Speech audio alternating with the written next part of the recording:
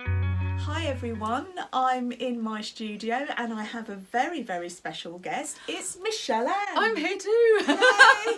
I manifested her into my fairy studio at the bottom of my fairy garden. I just followed her home from Glastonbury, that's what it is. Basically, we've been to St Michael's Mount today in Marazion and we walked across the walkway. It was perfect timing. We got there and the path was open between the sea, so we thought we'd go there, which is really lovely. And then we thought we'd do a reading together. So I'll be pulling a card from the Oracle of the Fairies deck and MicheleAnn will be pulling a card from... Tarot of the Golden Wheel. Oh, that looks lovely. It's based on Russian fairy tales by Mila Losenko. Oh, nice. Did you know that I was a quarter Russian? No. Yeah. Yeah. Oh. No, that's not... My great-grandmother was Russian and I think that's why I love the cold. Wow. Yeah, okay. I really love the cold and I love Russia. I've only been there once. I've been to Moscow. I don't think I got out of the plane though. I was on my way to India, but there you go. A little bit of That's another story. That's another... Oh, that is another story. That's another story. story. Yeah, yeah. So if you hear any pitter-patter of tiny feet, it's because there's a little doggy here and I will show you. Oh. All right, come up then. Come on. Tinker. Tinker wants to join. So we've got two special guests tonight, which will be very interesting. Tinker's gorgeous. We've been with Tinker all day. Look at the camera. Look at the camera. Tink, look up. Look up. Come on. Right, so, okay. Never work with children and animals, but, you know, it's got to be done, hasn't it? So I'm going to shuffle the cards now and see what message the fairies have for us. And I'm really excited to have my special guests here. A canine and a human. Yes. Well, are you a human? Me? Well, because currently I'm in human form.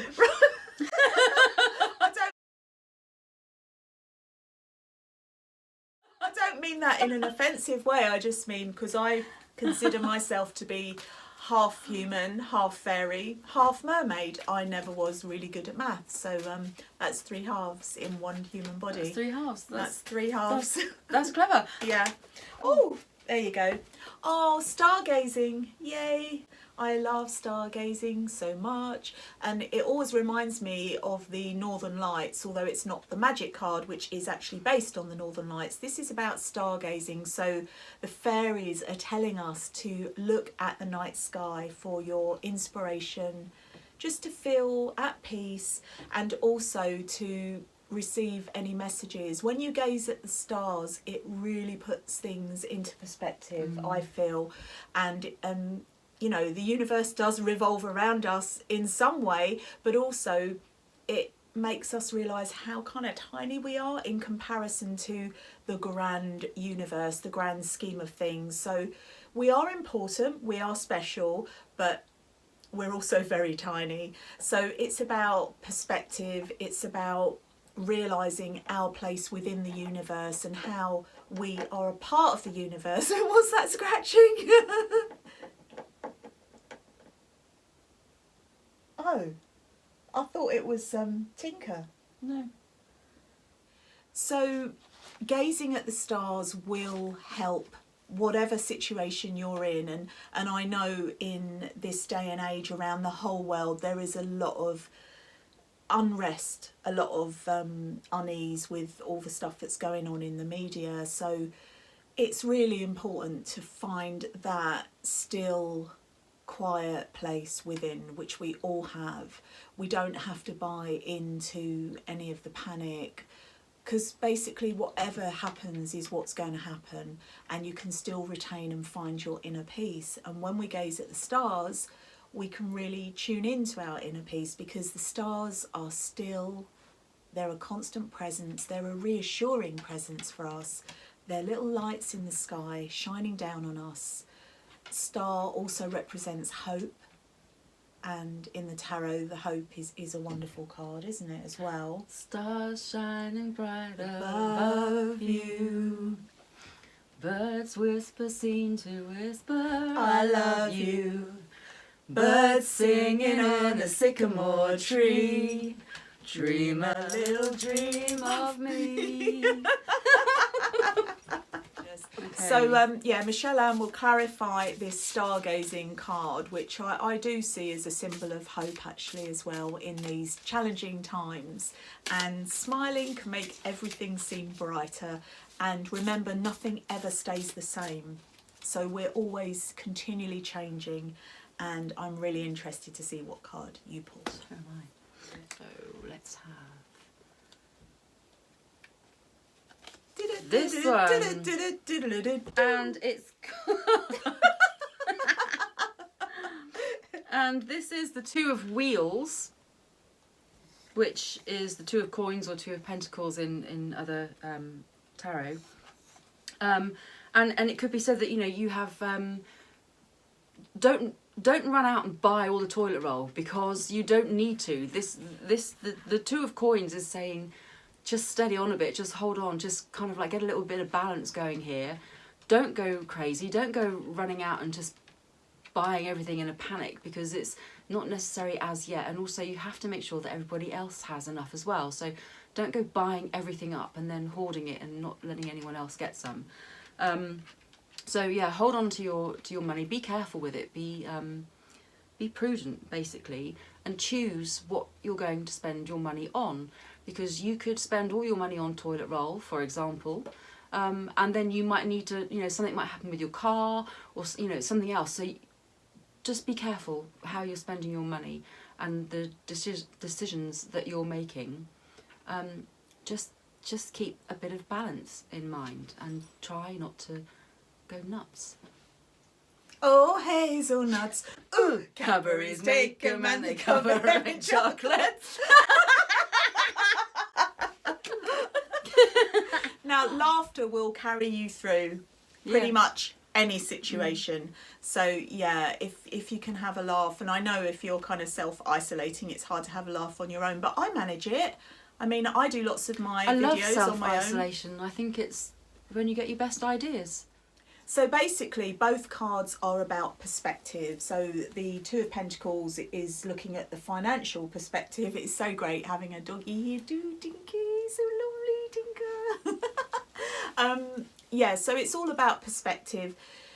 Keep your perspective in all things. Try not to get swept up in the panic of the hordes, of the masses. You know, it's also maybe worth switching off the TV. You don't have to watch the news every single day. You don't actually have to watch the news at all. But if you feel you must, then try and ration yourself, because it does spread fear. And when you're kind of tuned into the fear, literally, it can have a real impact on you, and that can actually lower your immunity. So turn it off, boost your immunity, have a laugh, do something positive, be creative, and keep things in perspective. In perspective, definitely. It's the Knight of Cups, is all about having that young energy, the caring energy. Don't forget to be caring towards each other. Don't forget that initial human thing that keeps us all going. It's just that going out into the world and smiling at someone, and then it's infectious and they smile and everybody else smiles. It's just keeping that the happiness, the emotional naivety. Just spread it. Just take it out there, spread it. Because perspective is all to do with your state of mind as well. So the Knight of Cups is just reminding us all that if we just pull ourselves back, don't forget what it's like to be young and silly and creative and have fun. That's what the Knight of Cups wants us to do. Just get back in touch with the things that you maybe used to do when you were younger that gave you the most pleasure. Just something that makes you feel happy, just something that gives you joy. Just remember what it was that you used to do, maybe going out catching tadpoles or something like that. Just remember what it is that you used to do. Reconnect with that youthful energy of yourself, And that will also help with the perspective of everything that's going on right now. And it will just help you. So if you do have to self-isolate or anything, you can do that, and you can actually almost enjoy it, because you'll be reconnecting with the things of your childhood, of, you know, maybe when you're in your teens or 20s or however. And yeah, just be young again. You don't stop playing because you grow old. You grow old because you stop playing. Yeah. So I think that is the message of the Knight of Cups. That's really cool. I love that lovely. message. I feel like people are so caught up in what's going on at the moment, and it is understandable. You know, people, we need to be cautious and aware, but we can still retain that kind of youthful happiness. And if you have to be on your own, as you were saying earlier about self-isolating, you can use that time to meditate, to paint that picture you've always wanted to do, to write that book, to make that song, to whatever it is that you've wanted to do and you've always been putting off. Then use this time in a constructive, creative way, and you might actually enjoy your space. And you might also get to enjoy the people that you're spending time with in that space. If you're a family or in a couple or whatever your situation is, it might mean really getting to know people that you thought you knew, and you might realise, actually, I never knew you. I didn't know that about you. And you know, so you can make a positive out of a seemingly negative situation, and just know that everything will pass. Nothing will ever stay the same. Like a wave coming in, going out. It's intense at the moment, but the wave will come back out again. So just remember that nothing ever stays the same. It's always changing. So that's our first reading from my little studio. Thank you very much, MicheleAnn, and we'll see you in the next video. Take care. Love you, bye. Love you, bye.